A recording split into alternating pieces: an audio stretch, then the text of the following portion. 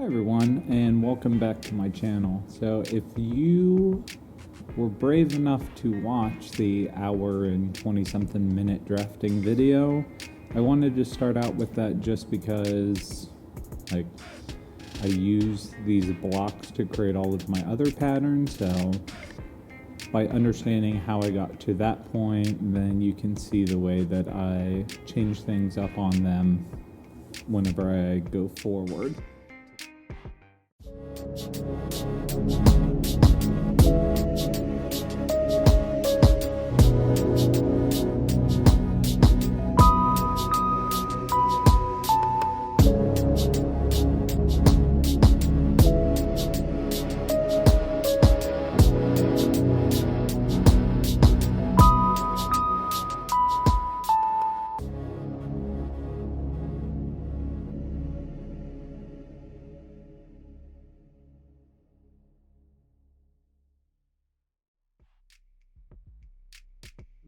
Today I'm going to walk you through how I made the Remembrance costume. Not that any of my costumes for this series, I had to give them a name, so I picked a song that kind of went with the costume, so there's no real correlation there. I just had to call it something. So this is going to be less a how-to and more of a I did this.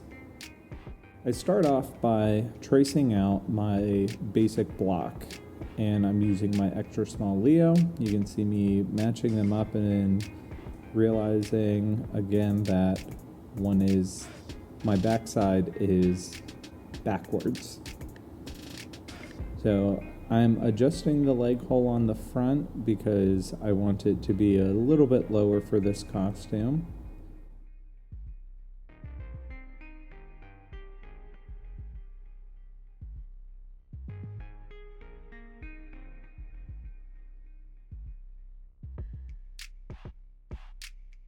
Funny enough, I actually do not use this front. I was drafting it to be symmetrical, and it is actually asymmetrical.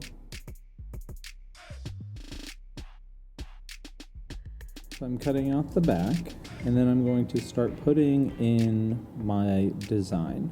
So I wanted it to have an open back, so I'm just tracing out proportionally where I want that to be. I think I gave about an inch separation up at the neck so that I can put a little extension on to make the closure, and then came in a little bit and swooped it out, making sure that I was high enough on the lower back that there's no risk of anything bad happening. So now I'm drawing only half of the pattern, cutting the paper so that I can fold the paper in half and get a nice clean copy of what I wanted the first time. You see I already added the extension down on the leg holes, and now I'm figuring out proportionally where I want everything to go. So I brought out the iPad to remember what this costume is supposed to look like, and I'm just proportionally drawing what I want onto the pattern. So I'm just going around using it's a hip curve plus French curve, but it's not really one of either. So it's kind of limited. And then I just cut that out, and you notice I'm labeling but not adding seam allowance. So when I go and I cut it out, you see me tracing around everything, and I'm putting small dots where my seam allowance needs to be. And then I'm just cutting along those small dots. All of this is going to get covered by serging anyway, so I don't mind using Sharpie.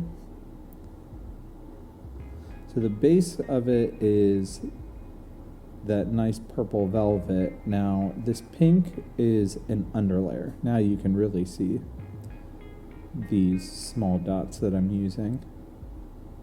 So I'm going to cut that out, the pink underlayer, and I'm using the back side of it as what I want to be my front side. And then I'm cutting the overlay that goes over top of it out just by laying the pink fabric over top of it so that I get a nice little overlay. I left a little bit extra on it because I am going to be basing them together.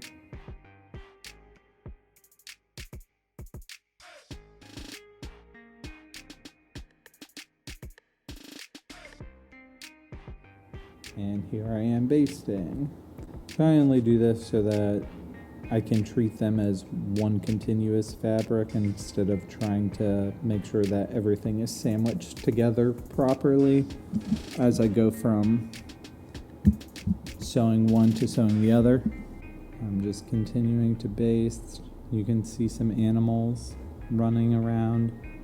We have 4 dogs and 1 cat, and everyone was out of town, so the one dog was downstairs with me playing with the cat.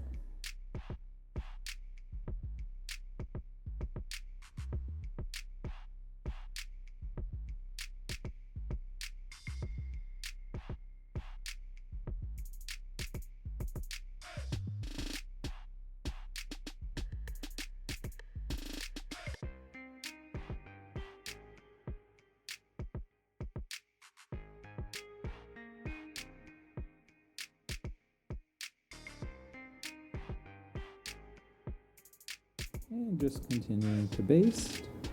All right, should be on my final little run of it. And I'm gonna take these over to my serger, and I'm just serging these together. So right now I'm doing the small bust piece to the weird middle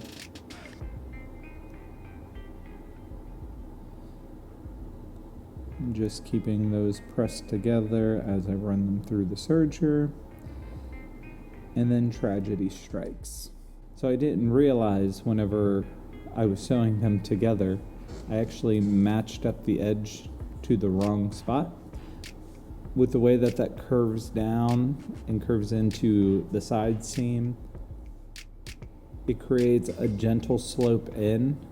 So I wasn't paying attention to where the actual point was supposed to be, where it hits the side seam. So I was actually sewing in the side seam and up. So you can see me now being like, this isn't going to fit. How is this supposed to get all the way over there? So then I'm looking and making sure, like, did I do something wrong? And finally I just gave up, took it off, realized what I did, cut my serger threads, and funny enough, I cut the wrong portion off, so now I'm sewing the other side back onto it, and now I'm matching everything up to where it was supposed to be and running it through again. Now I'm just sewing up the side seams. You can tell these costumes go together pretty quickly. It's just making sure that you're sewing what is supposed to be sewn together correctly.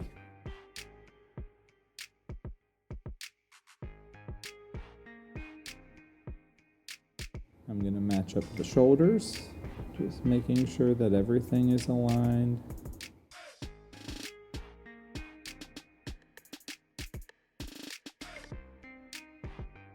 Matching up the other shoulder. And as I go over this one, I was pressing down on the seam in between to make sure that they stay. And what I mean by that is the seam allowance from the front seam that goes up into the shoulder, I was making sure that that was facing the same direction as what my side seam is, so that it's not creating awkward bulk right here.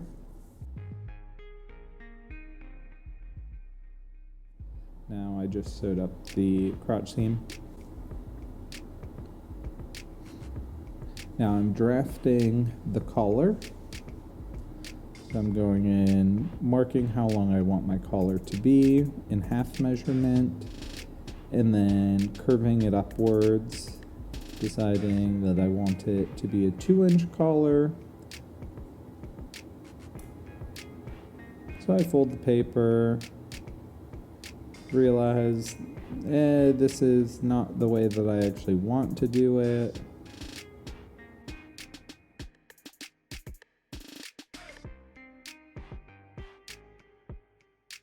Fold the fabric so that I get it in the fourths that I need it to be, put it across the folded edge of both sides, and then just cut it out.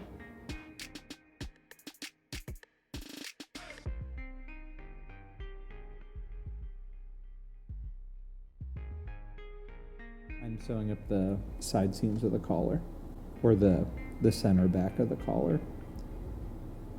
So I'm sewing the base of it on first, and then I'll use a twin needle to finish the rest of it.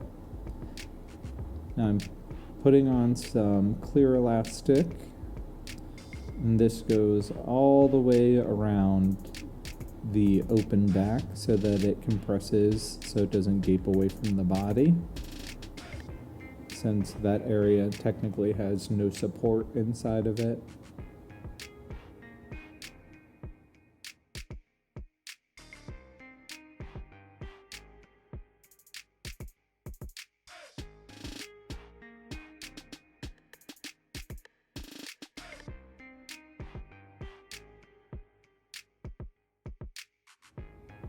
And then I fold that over, and I use my twin needle to sew that back down. Now with this one, with this velvet, the velvet is pretty drapey, so I should have serged the edge beforehand to give it a little bit more bulk and used a different type of elastic. And you'll see the problem that this caused. Had a little bit of problems with my threads getting caught together. So now I have to iron it out. Now, this is my ironing table. It's not wood. I mean, underneath of it, it's wood, but it has batting on it, plus ironing board cover, but who wants to look at that? So I put some extra wide quilting fabric over top of it, just a standard cotton print. And I'm just ironing that to release any of those little puckers, just so that it's a little bit nicer. I'm using more steam. This is just a polyester velvet, so, and it's crushed already, so ironing on top of it doesn't really do much, like doesn't change the look of the velvet. With normal velvet, if you try to press on it, you're gonna deplete or you're going to compress the pile, and then you're gonna lose the depth. And this one presses fine, so I wasn't worried about it. And here I am making sure that that collar is going to cover everything. I'm going to hand stitch the back of it because I don't trust that the twin needle is going to make everything line up the way that I want. I'm just whip stitching that down.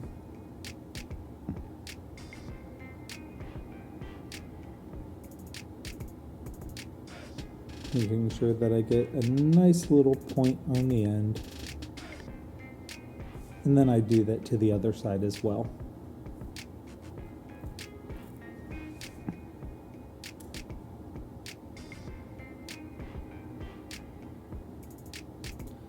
Now back on the machine, I have the inside of the collar pinned down so that I can sew on either side of that original seam. Instead of stitching in the ditch, I'm going on either side of the ditch so that I catch the other side of that collar. I have pins underneath of it. I'm pulling some out. Did I get all of them? No, but it's fine. Now I'm going to serge around the edges because I saw the problem that it was already creating. So I'm serging around that edge. And I believe this is the leg. Oh, nope, this is the arm. So I just go around all the arms and legs.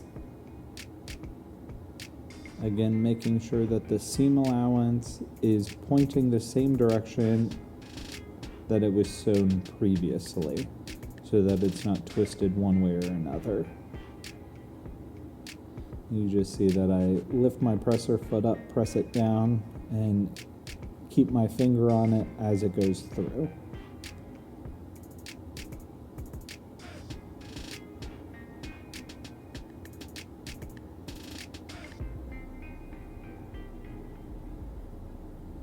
Now, it's not necessary to bind the edges. I'm not doing it as a seam finish.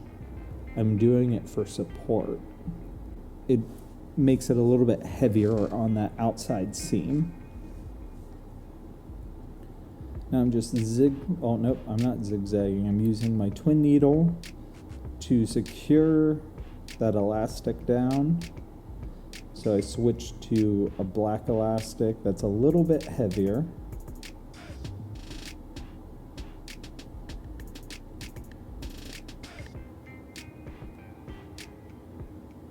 Oh no, just kidding. I am using just a regular ballpoint needle. The video was moving too quickly, so I couldn't see it. So I'm just applying the elastic around, making sure that you're in just a little bit. So I'm not trying to line up the elastic edge to edge. I'm allowing it to have maybe a 1/16 of an inch, so that when I fold it back, the elastic is completely encased.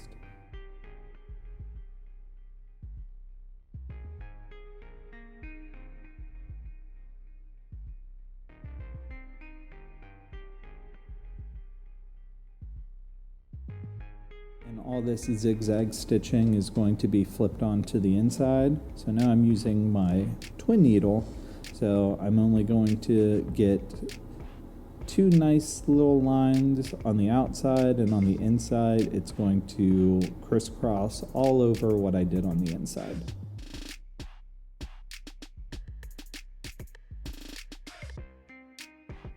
Just going around the leg holes and the arm, and here she is. So thanks for stopping by and watching how I made this costume. I have a few more that I've recorded in kind of the same format. They're going to be more, this is what I did versus this is how to do this. I do have my next one that I just got all of the fabric and everything. I am going to go a little bit more in depth on to how to, and I do this because of this reason. I have a few different style videos that I'm currently working on. Some are going to be more sewing, others are going to be more dance based, like how I design a show. So I'm going through the whole stage of getting the music and doing the audio for it, like splicing the music. I'll start getting into that, and then how I choreograph. I am a modern contemporary dancer by trade, but I'm trained in classical ballet, jazz, tap, musical theater, acro. So you'll you'll have a wide variety of things that I'm working on. Some of these costumes, like the ones that I'm currently showing, are just for video purpose and not for actual dances. The one that I am about to do is one that I want to feature. Here's a costume, here's choreography and music that pair along with that costume so that you see the product from beginning to end. So if you want to see more of this, or if you're interested in my design process, give me a like, hit the subscribe button, hit the notification bell so you're notified every time that I upload, and I will see you next time. Thanks. Bye.